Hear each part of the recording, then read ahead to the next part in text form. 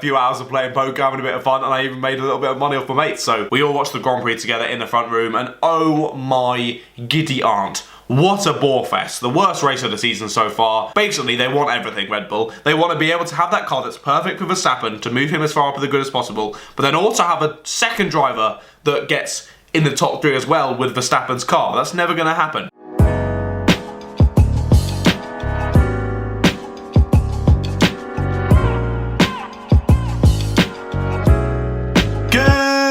Good afternoon and good evening, and welcome to the first episode of my ChatterBox podcast. I'm so excited to bring a new style of content to all of you on the Moto Meerkat channel, and of course over on Spotify, Apple Music, wherever you listen to your podcasts.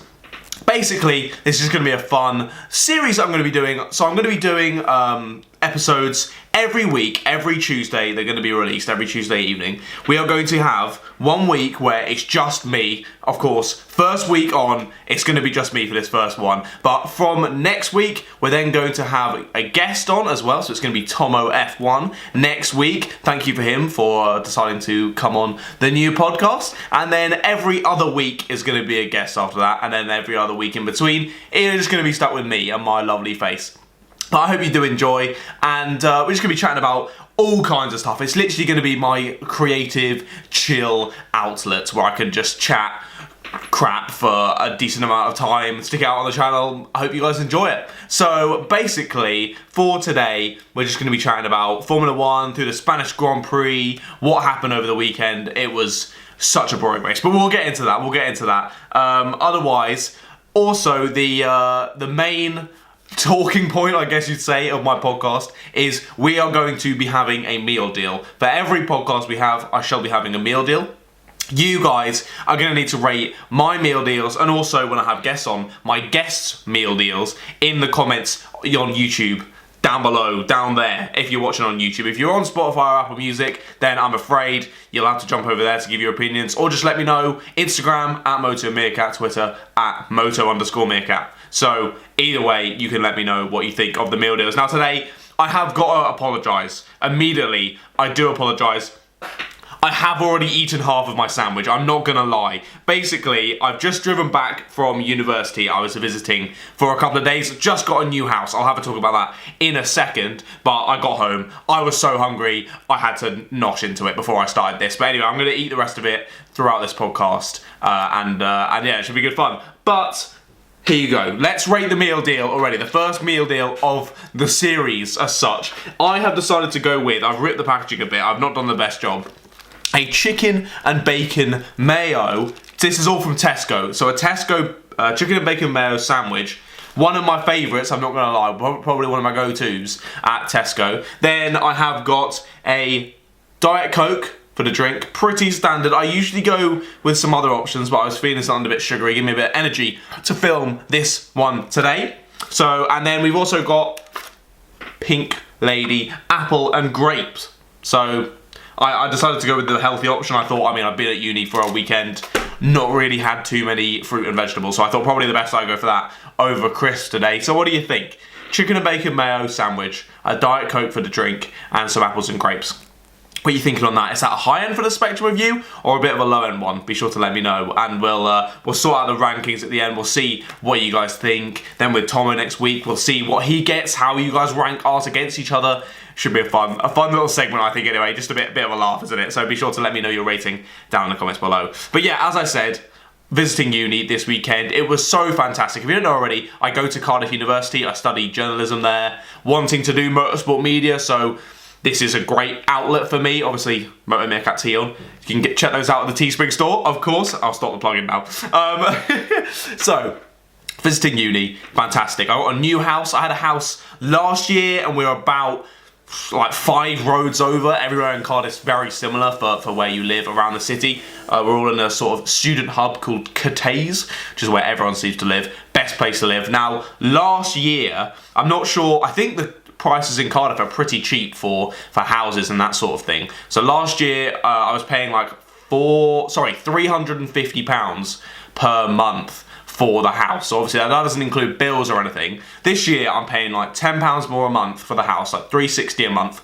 My room is honestly twice the size of my room last year. It is mental. The house is maybe a little bit less modern and less like well done up, but it's so much bigger. We've got more people in it. It's going to be so much fun. I'm going to, hopefully, when I go back in September, I'm going to be doing a Instagram live stream. So again, make sure you go and follow me over there. I'm going to do a cheeky little live stream showing you around the room, around the house, talking through stuff, doing general chatting with you guys. I really enjoy the quite close interaction on Instagram and on Twitter as well. It's all good fun. So yeah, I should be doing that. But otherwise, the house is super, super duper nice. Like massive, fits us all in well. Just, it's going to be great. And obviously that's where I will be doing all of my filming over from September to early December for the end of this year and then into next year as well. So you guys are gonna have to get very used to the setup that's going to be in there. And hopefully you guys do like it. I hope it's alright. Also, I was thinking, I wanted to, for this podcast, at some point, maybe when I get a bit bigger and I get monetization, I get a little bit of money, I wanted to set up a PO box. I thought that could be a really, really interesting idea, because I know a lot of the larger YouTubers have done that in the past. And I feel like, as well, especially with a uni room, like, it's going to be barren. It's going to be bare on the walls, a pretty dark and depressing room. So I was thinking if I could get people to send in stuff to the PO box, like, I don't know, drawings or like your picture of your favourite driver with you or something like that. I don't know, it was just an idea. Then I could put them up on the wall and then I could have a little background and also have input from you guys, and you guys will be in the background of my video. I thought that'd be really cool. So maybe that's an idea for the future. If you do like that, then be sure to let me know. But yeah, I just thought it was a cool idea. But otherwise, nice uni room, should be good fun, predicting a great 2021, hopefully when Rona has all buggered off, hopefully. But yeah, so when I was there visiting, had a fantastic time. We had a great poker night. Basically we did, obviously uni students, we don't have much money, so we did a little £5 buy-in game. Each of the chips were like, we had 1p chips, 5p chips, 25p chips, and 50p chips. So quite a big increase from the lowest to the biggest, and we just kept upping the buy-in till we were running out of money. I think I made like £2 of the night, so perfect. Like a few hours of playing poker, having a bit of fun, and I even made a little bit of money off my mates. So decent effort. I feel like we should do something in the future, like a little F1 YouTuber poker video. I think that could be quite fun. Or either all of us sat around a table and doing it in person, or like an online thing. That could be interesting idea for the future. I'm starting to get into my poker a little bit. I'm enjoying it a little bit more, watching all compilations on YouTube and things like that of like the best flops and like the craziest battles and things like that. I've really been enjoying it, and also I guess you can make some decent money doing it. So maybe a future avenue. But I'll bun this YouTube thing off. Nah, forget that. We'll jump into poker. I'll be making millions by the end of the year, guys. No, that's never going to happen. It's never going to happen. But yeah, otherwise, I was at the uni house, chilling, and of course, on Sunday, we all watched the Grand Prix together in the front room, and oh my giddy aunt, what a bore fest. The worst race of the season so far. I want this podcast to be able to be listened to not just like the week it's come out, also further on into the future, so we won't dwell on this week's Grand Prix too much. The worst of the season so far, in my opinion. I had a couple of people on Twitter disagreeing with me, saying it was decent, but most of what people have said, otherwise other influencers and news sources and stuff, are really saying yes. It was a pretty dull Grand Prix, I've got to agree. I tweeted at the end of the race, wait, it's over? With like a sleeping emoji. I think all of us like looked up, someone in the room looked up from their phone and was like, guys, there's 5 laps to go. And we were just like, what? There's 5 laps to go, what are you on about? Nothing has happened. Literally nothing has happened. So it was just a dull race. The most interesting thing to happen was Mr. Charles Leclerc having it was a weird little spinalo, I think, at the last section of corners. And then I haven't looked into it too much. I've been quite preoccupied with other things, but I believe sort of an engine cut out, had a bit of an engine problem. And sent him straight out of the race. Otherwise, nothing particularly interesting happened. I've got the little results up here. So obviously, Lewis Hamilton coming out with an easy win again, like 25 seconds ahead of Verstappen. Bottas in third, usual stuff. It looked like Bottas was going to get eaten up at the start by like the racing points and everything, but then they fell back again. The racing points just after. Sainz having a decent race in 6th, always does well as Spain, doesn't he, being the Spanish driver. And then Sebastian Vettel in 7th, fair play to him, starting 11th on the grid, again getting knocked out in Q2.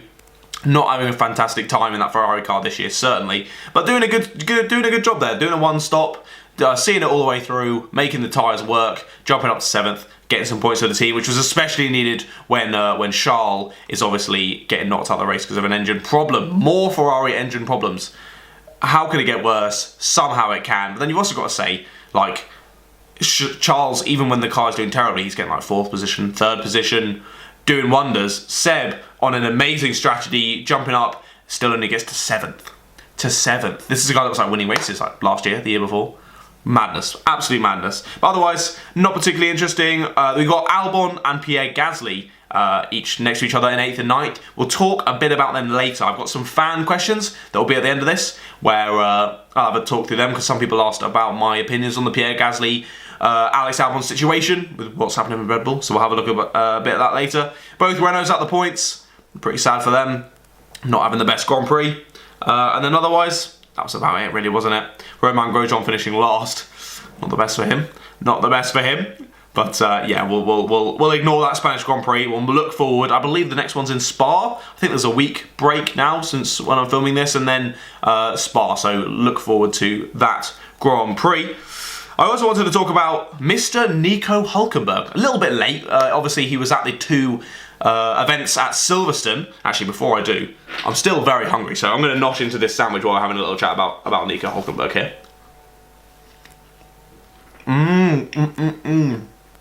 God damn, that's a good sandwich, boy.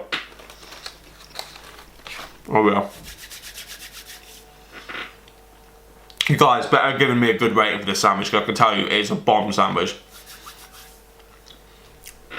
Right, so Mr. Nico Hulkenberg, back in Formula 1. He was very impressive, wasn't he? He was very, very, very impressive, especially compared to Mr. Lance Stroll. Now, Nico Hulkenberg obviously was dropped at the end of the 2019 season from that Renault seat in favour of Mr. Esteban Ocon, the Frenchman. I think probably a decent person to put in place of Hulkenberg, but whether he should have been kicked out and Ocon should have been allowed in is down to your opinion, certainly. I'm not sure how I feel about that. I feel like they're relatively similar on pace and performance, so I think that's quite a fair one. I think they can be easily argued for both sides.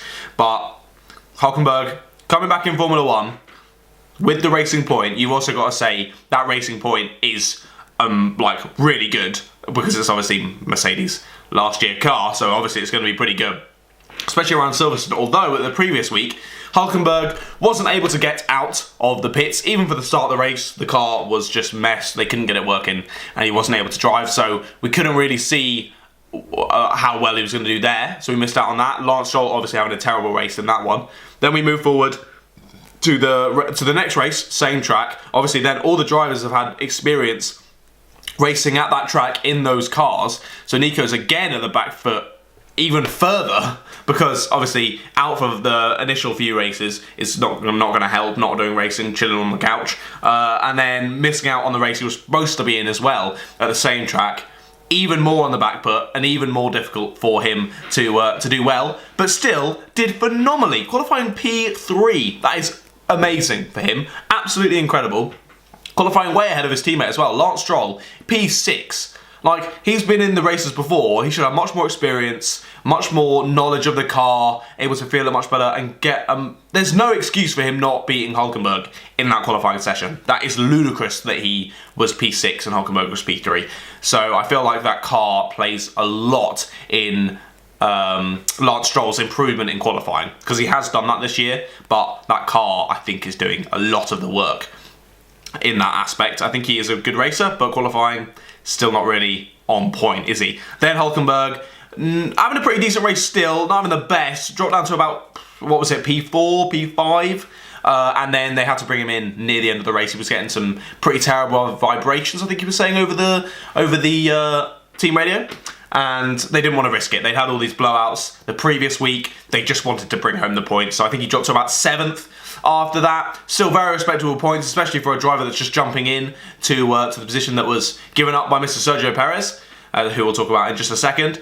But very good from Hulkenberg. I'm very impressed with him, and where he will be going next year, let's have a chat. Now, at the Racing Squad on Twitter, actually asked a very similar question about this topic, about Mr. Nico Hulkenberg, and where he'll be going for next year. Now, I did do an Instagram live stream chatting all about this topic. I think it's still there. I think you can still play it back on my profile, but I'll have a little chat about it here as well. I think realistically, the only reasonable teams he's going to be looking at, there's still quite a few spaces actually open up, but ones like Lewis Hamilton's spot, where it's most likely he is going to sign a contract at some point. He's probably just using the leverage to get more money, which, I mean, why would you not if you're in that position of being the best in the sport? You're going to want more money, aren't you?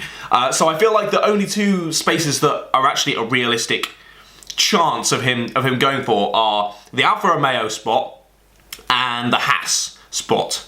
So I'm going to have a chat through the nitty-gritty a little bit later in the fan questions, because there's someone chatting about the Formula 2 and how that's going to work around next year. I've got a little bit of a plan of what I think is going to happen with those seats, but I think Nico Hulkenberg is definitely going to be in one of them for next year, so I'd love to see him back on the grid.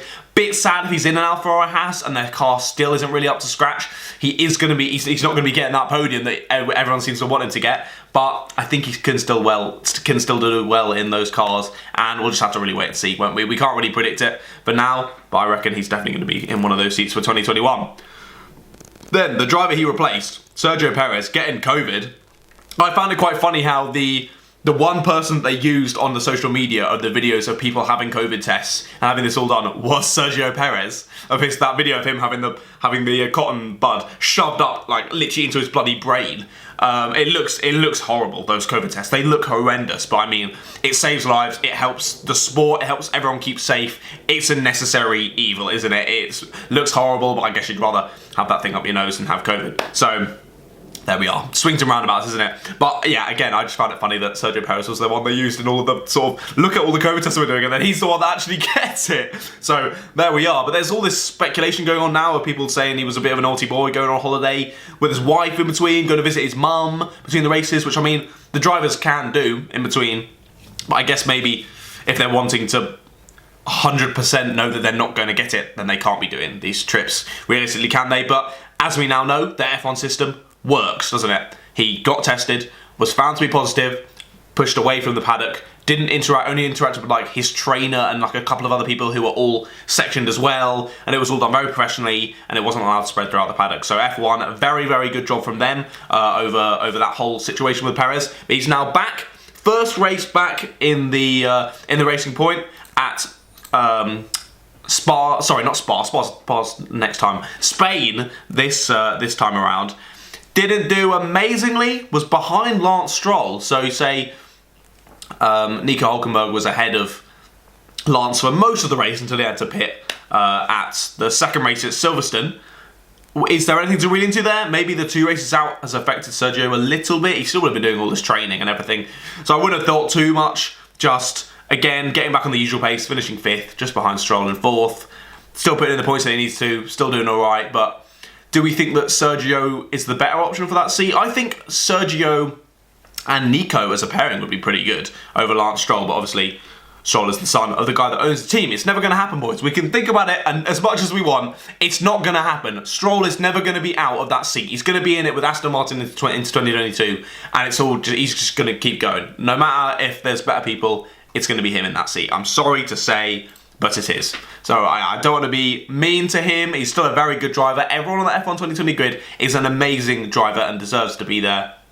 But are there other people that deserve to be there more in other series? Is the real question, isn't it? But there we go. That's my thoughts on Nico Hulkenberg, my thoughts on Sergio Perez. And after those F1 chats, we are going to take a wee little break so I can switch out my camera battery. This doesn't die. Afterwards, we'll be talking about collaborations with other YouTubers, F1 fanatics, Tomo F1, all that stuff. And we'll jump into your fan questions after. So I'll see you after this little break.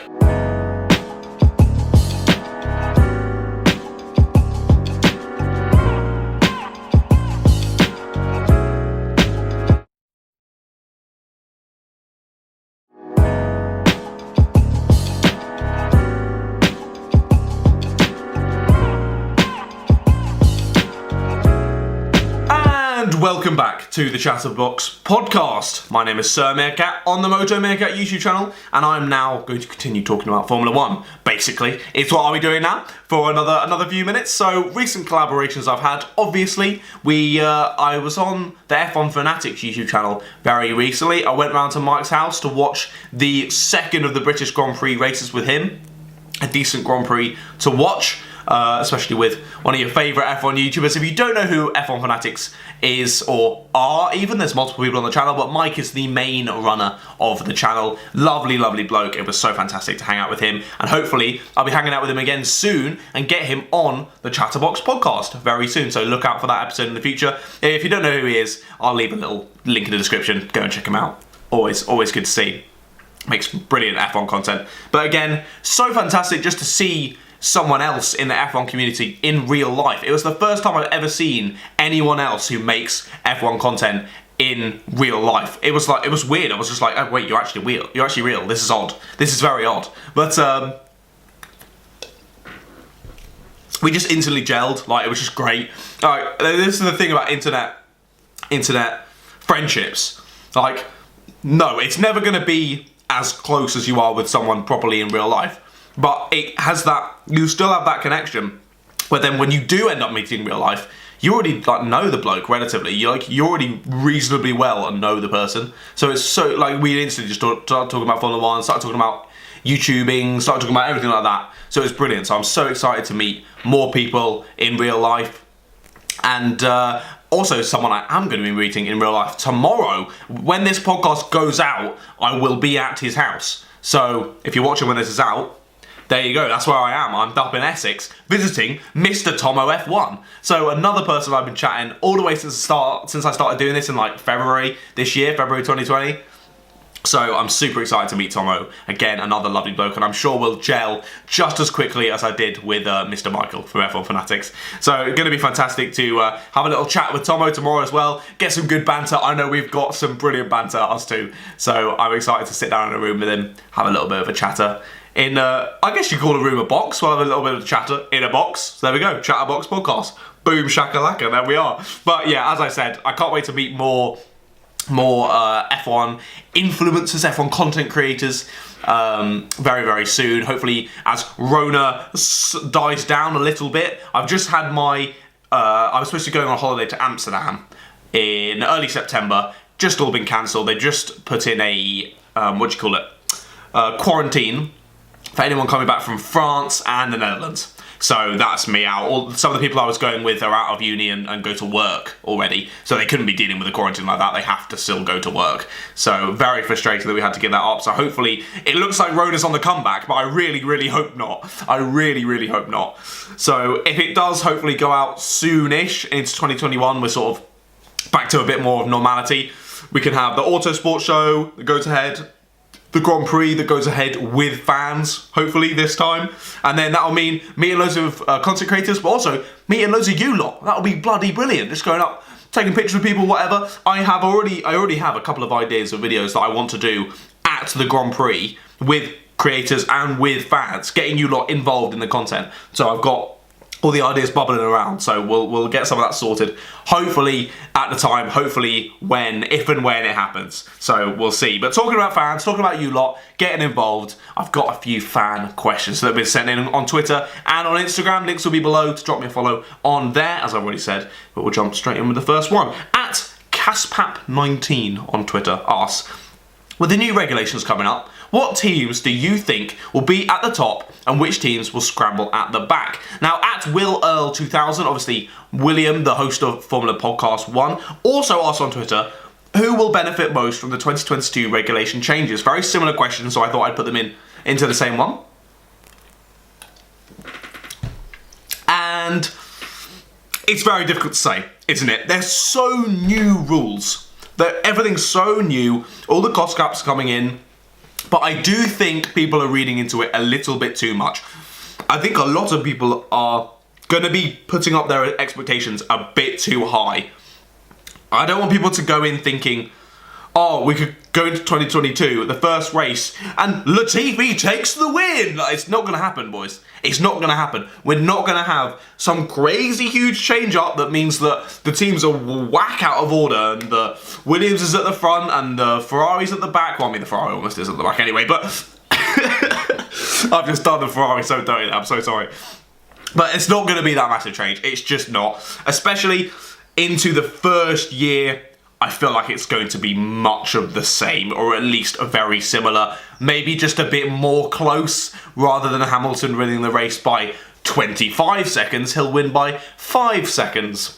That's what I'm going to say. I don't think it's going to be a crazy change up. For the first year, I reckon teams relatively in the same order, maybe a few jumblings if some teams have really, like, they just can't get used to this new car and they probably fall, or people that just grab it by the balls are able to immediately get used to the car and immediately jump up and grab those points. Could see a bit of jostling, but I feel like it's going to take more like 5 years or say, some decent gap for the people to get used to these cars and for the technological development to happen, for then the new order as such to be shown to us. So I think it's going to take a little bit longer than we think. So I'm feeling, as you said, Kaspap.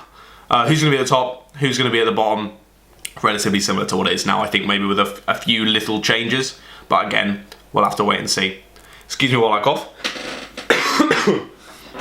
Apologies, audio people. It's me coughing in your ear. I'm terribly sorry. I'm terribly sorry.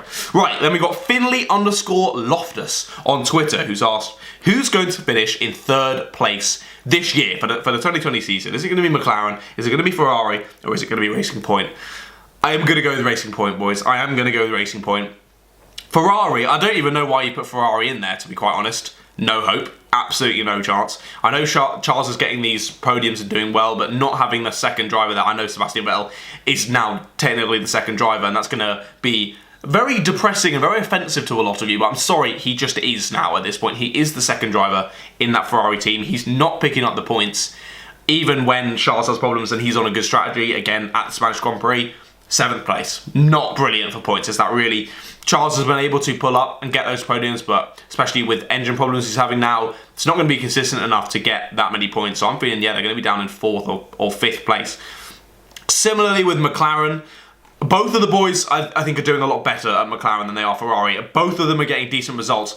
But they seem to be... I haven't really seen a race yet where they've both done really well. One of the first Austrian ones, I think they were quite close to each other near the front. But it seems to be like they're opposites. Like, if one does well, the other just really has a terrible race. And if the other does well, the other has a terrible race. So it's a bit higgledy-piggledy, and I don't think that they're going to be consistent enough to get those points to jump up into that 3rd place. So that's why I'm going to say that the Racing Point is going to get it. They've been consistently at the front, consistently putting in pace. Even a driver, Nico Hulkenberg, can jump out from practically retirement, or an unwanted retirement, to jump back in this car and go on 3rd position on the grid. That thing has pace. It has pace. And even with Lance Stroll as one of the drivers, I still think they're going to get decent points. They're going to be up there challenging. I think it's going to be Mercedes at the top, big gap to Red Bull, another gap to Racing Point, and then it's going to be Racing Point, like McLaren, Ferrari. Those are all relatively close on points. So I think it will be close, and as long as Racing Point don't have some terrible issues coming on later in the season, I think they'll relatively easily get that 3rd place. I hope that answers your question, Mr. Finley. Then we have a very long question, so I'm going to need to take another sip for this one. At First Off the Line on Instagram, he asks, what will happen to the likes of Schwartzman, Eilert and Schumacher at the end of this year? All are Ferrari juniors, and there's only currently one junior seat, which is held by Antonio Giovinazzi. Finally, the F2 winner must leave. So will that change the decision? What are your thoughts? So thank you for asking that question. First off the line, yeah, I was saying about this earlier with the whole Hulkenberg situation and what's going about with moving around with all these F2 drivers. The F2 Championship is bloody fantastic this year. I think I'm going to have to do a podcast episode in the future where I just talk about F3 and then another one where I just talk about F2. F2 has been wild this year already. Some fantastic races. Nobuharu Matsushita doing an incredible job at the first race in Spain this weekend. Bloody hell. I'm sad I missed that one live. I was travelling and doing some things, but I watched it back on the highlights. wow, fair play to him. He did get lucky, but you need a bit of luck, and he managed to get that win and just did a fantastic effort. So well done to Mr. Nobuharu. But to answer your question, we got Schwartzman, we got Eilert, we got Schumacher in Formula 2 this year, all doing very well and all Ferrari junior drivers. Where are they going to go? There's not enough spaces for all of them.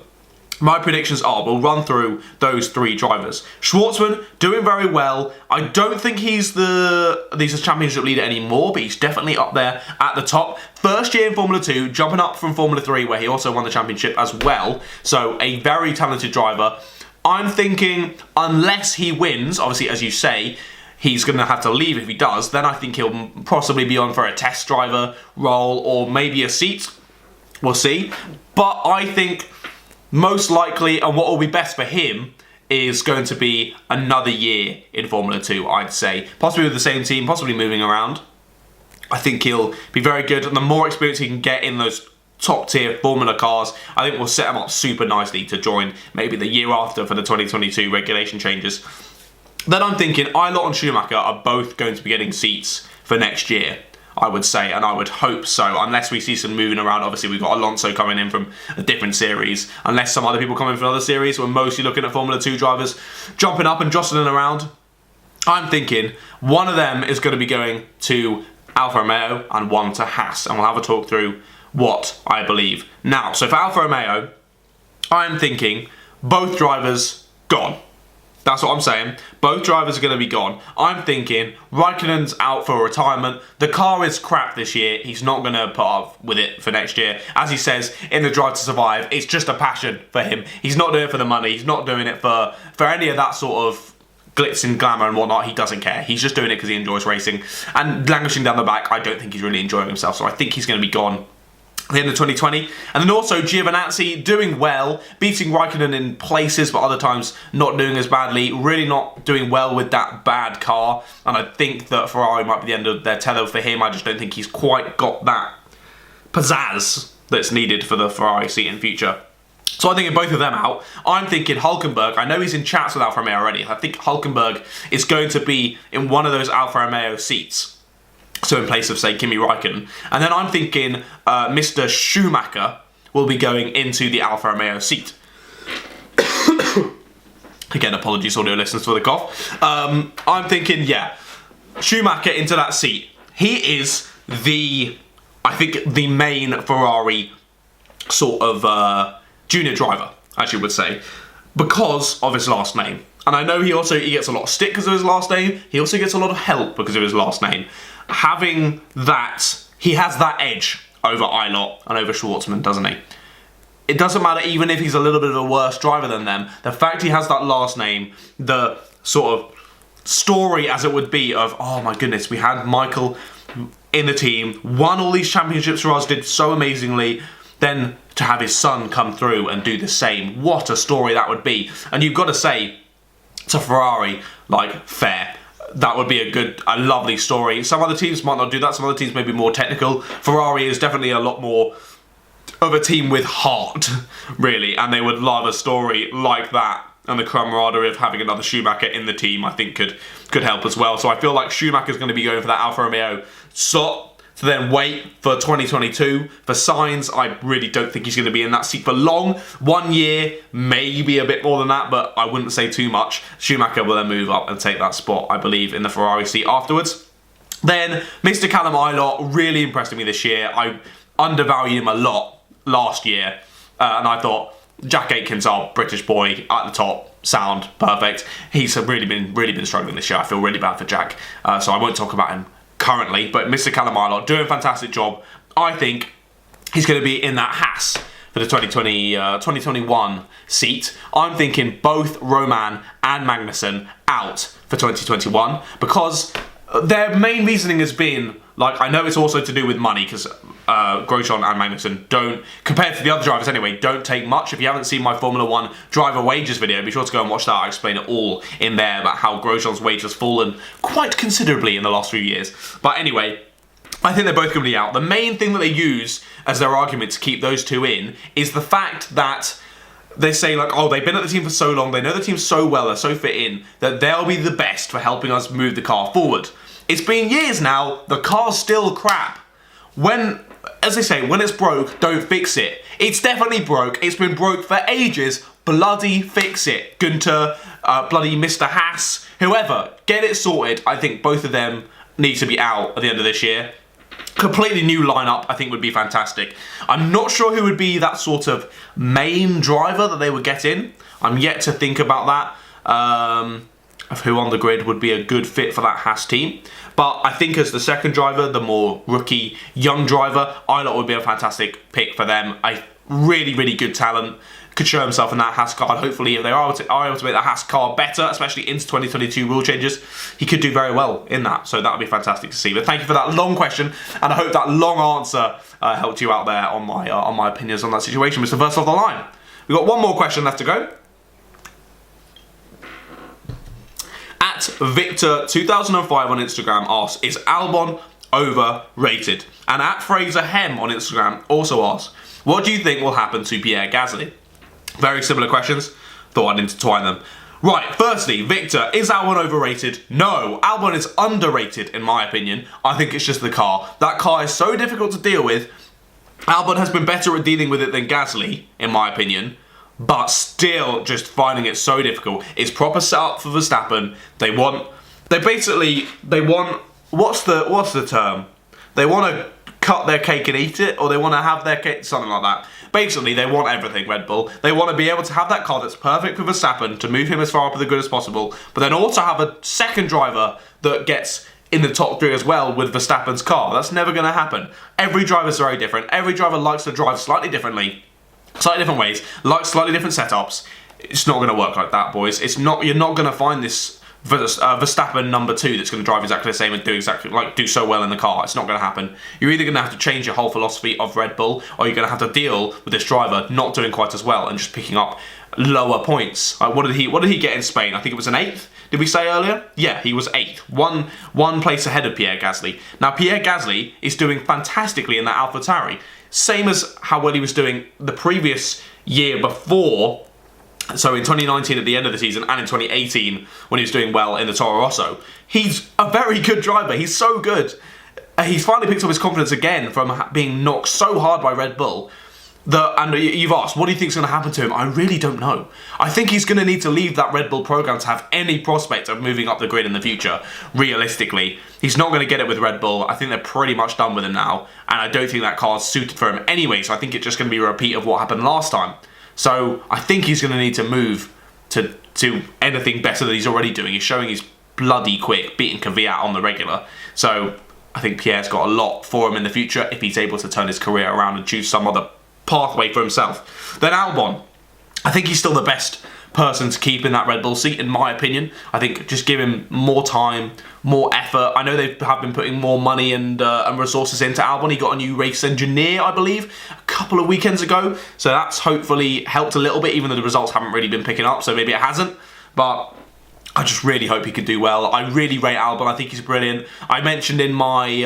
I did a little video about who was the best 2019 rookie, and I said Alex Albon for how well he did in the AlphaTauri, then jumping up to the Red Bull and still doing well, not getting many DNFs at all, only having problems when he got punted by Lewis, both at obviously the Brazilian Grand Prix last year, and then one of the Styrian Grand Prix this year, I believe.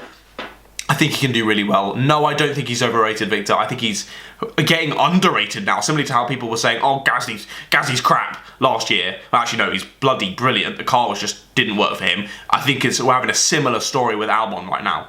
So I think give him a bit more chance to say he's overrated, I would say, Victor. But yeah, I really hope both of those boys can sort of pick themselves up and continue doing well. Now, otherwise, I would usually, thank you for all the fan questions as well. Be sure to send me in, I'll have tweets and Instagram posts going out of when I need fan questions for other podcast episodes. So be sure to keep active on all of those.